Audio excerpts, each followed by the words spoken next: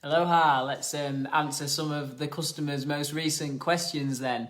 I'll get straight into it because, I've been getting a lot of messages from people. Got so many customers now, I can't keep up with it. So instead of just answering one person at a time, I'm going to answer everyone in one go. So then everybody will learn from it. I'll also be sharing this to the Ultimate Fibre Forum and my Instagram page and eventually my YouTube. So, first question someone had was, has anyone had good results with the Qenda and acne? So, first of all, the reason why people get acne in the first place is or why they get any rashes on the skin is because what's happening on the skin is a window of what's going on the inside of your body. In our bodies, we all have four elimination pathways. That's our breath, our sweat, our urine, and our feces. And then women have the menstrual cycle as well. So if stuff's not coming out in your urine and your feces, which would be ideal, stuff is going to come out in your breath and your sweat. So people have bad breath, people have rashes on the skin, people have acne, they have thrush like candida on the outside of the skin, toe and fingernail fungus. It's all the same sort of stuff, like it's toxins trying to get out the body what you've got too much going on inside. So yes, that's why the Qenda's great for anything that's going on in the skin, because like I said, you've got four elimination pathways, and if you start putting stuff in the toilet, out in your urine, and obviously the Qenda gets stuff out in your feces into the toilet, it's not going to be coming out in your sweat and your breath, and it's not going to be coming out in your skin. So there was one lass, I don't know her name, Ellie DeRue's daughter. She was a model in Manchester. She swore by the Qenda. It was nice. She'd been on it a while, and then I heard back from her story that really helped her in a modelling career because, it helped clear her acne up, and nothing else would. She went to all these skin specialists and stuff like that, and like I'm saying, anything that you've got on the outside of your body showing on your skin, even psoriasis, for example, that's all totally directed to bad gut health.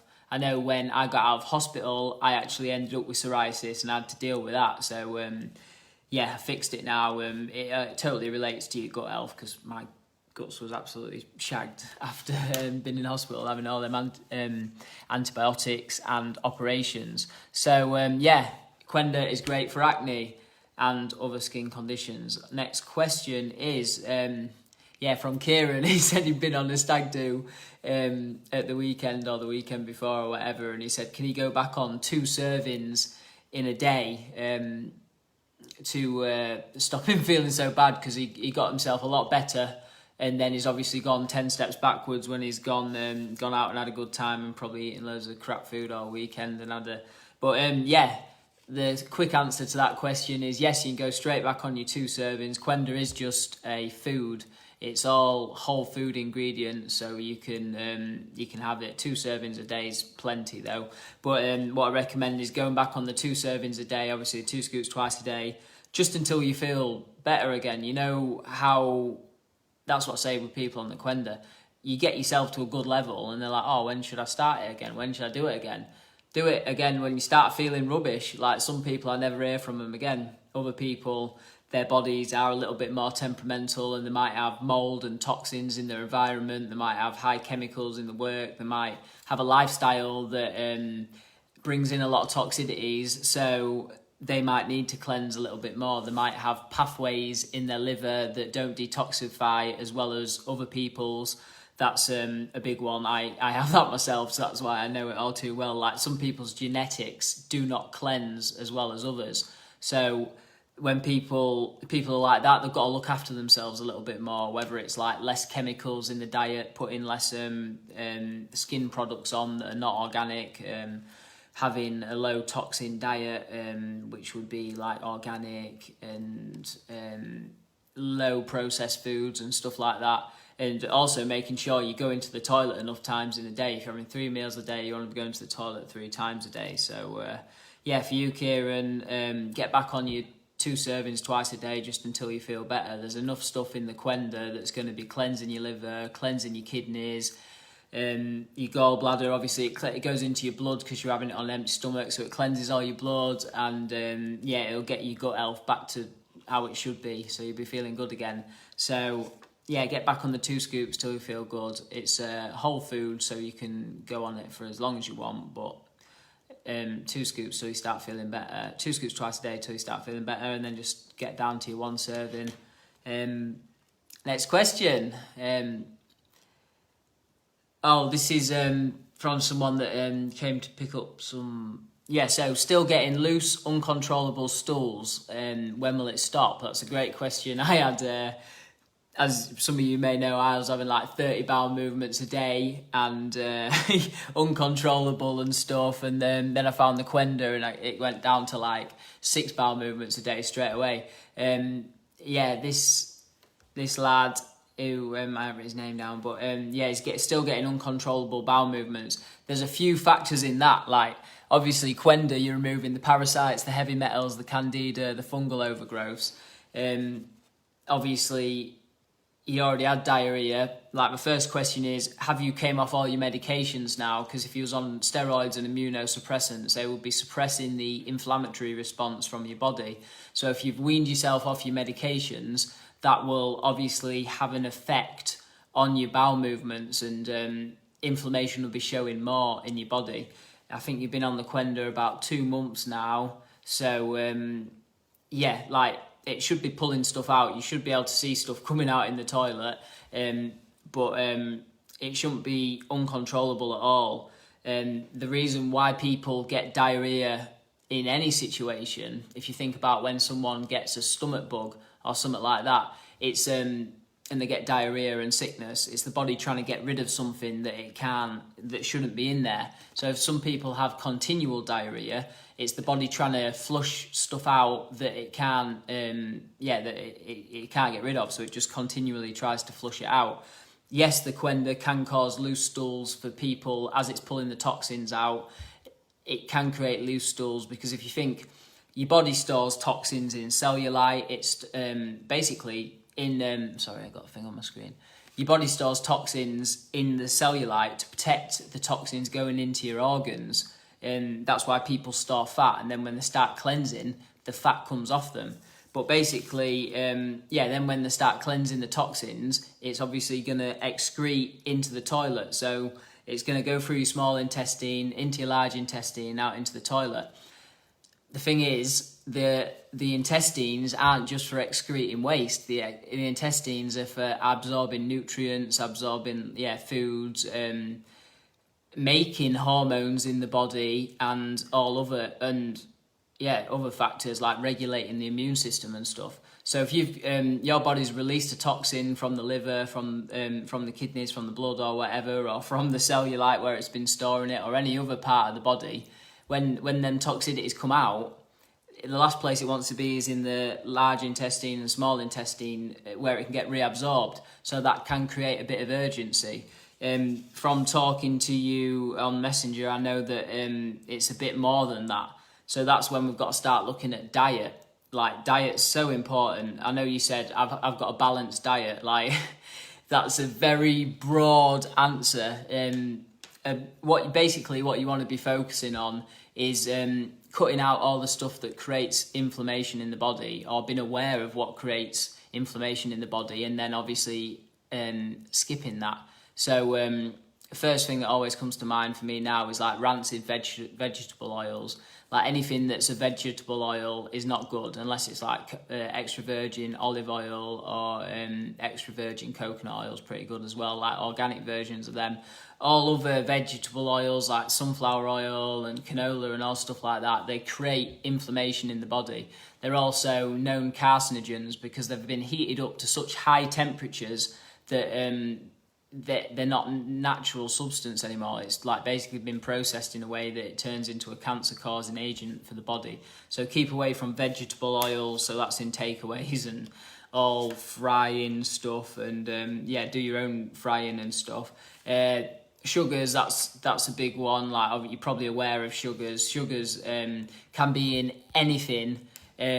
Whether it's carbohydrates, whether it's like potatoes, or even like sweet potatoes, or like grains like bread and sorry, I'm getting messages. If it's in grains like bread and pasta and stuff like that, even though like you don't think bread's got sugar in and pasta hasn't got sugar in, actually when your body breaks it down, it breaks carbohydrates down into sugars, and then sugars create inflammation in the body. They spike the insulin.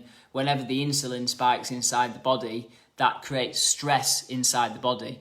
When you're suffering with ulcerative colitis and Crohn's disease and these autoimmune conditions, you don't really want to be creating stress in the body. So that's one reason why sugar's not amazing, because it actually makes your body feel like it's getting chased by a tiger. It puts on that stress response. Another reason why sugars and carbs aren't amazing, like don't get me wrong, you can still have them at some points, but maybe not just every single meal, and not high carb meals and high processed foods, because sugars feed the parasites, they feed the fungal overgrowths, the bacterial overgrowths, all these stuff that's creating these problems and causing the diarrhea in the first place, the toxicities that the body's trying to get out and knocking everything out of balance. That sugar feeds them and creates inflammation and feeds the stuff you're trying to get rid of. So sugar's not amazing, but don't get me wrong, you can still enjoy yourself. I tried blast through this diet one because I've covered a lot on diet before. Been mindful of the Clean 15 and the Dirty Dozen. Basically what that is, it tells you which non-organic foods are okay to eat and which non-organic foods you should really keep away from, because they've got really high levels of pesticides and fertilizers and insecticides on them. These chemicals have been shown to have a negative effect on people's intestinal health, when they should have tight junctions in the gut like that. These pesticides and fungicides and insecticides, they actually create leaky gut. So you've got a permeable gut lining. So your gut that should be just processing food on the inside and only letting stuff through into the blood, actually instead of just letting digested stuff through, it's letting undigested proteins through and foods. So then you actually start reacting to the foods that you eat normally.